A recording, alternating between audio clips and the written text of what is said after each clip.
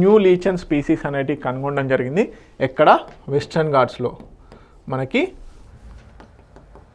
Western ఘాట్స్లో new లీచెన్ species అనేటివి కనుగొనడం జరిగింది.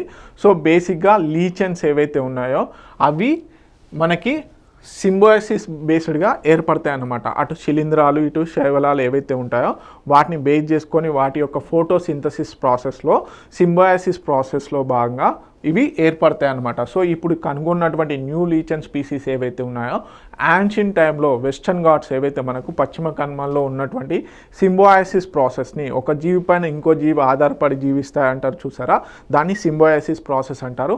ఆ సింబోసిస్ ప్రాసెస్ని ఇప్పుడు ఇవి రివీల్ చేయడం జరుగుతుంది ప్రధానంగా పశ్చిమ కనుమల్లోని. సో చూద్దాం వీటికి సంబంధించి. ఓకే, మనకి new species of lichen Allographa effusosorediica effusosorediica అని చెప్పేసి ఈ న్యూ లీచెన్ స్పీసెస్ని కనుగొనడం జరిగింది. ఎక్కడ? వెస్టర్న్ ఘాట్స్లో. ఓకే, సో ఎవరు? MACH Agharkar research institute Pune. Okay, MACH Agharkar research institute పూణేకి సంబంధించిన ఇన్స్టిట్యూట్ కనుగొనడం జరిగింది. సో ఇది department of science and technology government of India దగ్గర అటానమస్ ఇన్స్టిట్యూట్ అనమాట.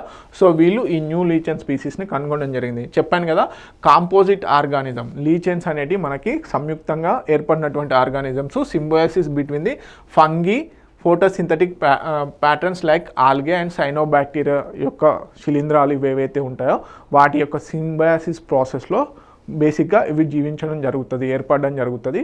సో ఇవి బేసిక్గా మనకి ఎకలాజికల్ పాయింట్ ఆఫ్ వ్యూలో చాలా important. Okay, critical roles in ecosystem, building soil, feeding insects and serving as a nature's bio ఇండికేటర్స్గా ఇవి ఉపయోగపడతాయి.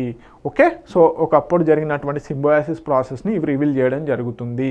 ఓకే, ఈ స్పీసీస్ సంబంధించినటువంటి కంపల్సరీ ఇంపార్టెంట్ నేమ్ ఇది. అదేవిధంగా ఎవరు కనుక్కున్నారు? ఓకే, ఎవరు కనిపెట్టడం జరిగిందంటే MACS Agharkar research institute, Pune based institute. ఇది department of science and technology కింద అటానమస్ ఇన్స్టిట్యూట్గా ఉండడం జరిగింది. ఓకే, అదేవిధంగా మనకు లీచెన్స్ అనేవి ఏ విధంగా ఏర్పడతాయి అనేది కూడా ఇంపార్టెంట్. ఓకే,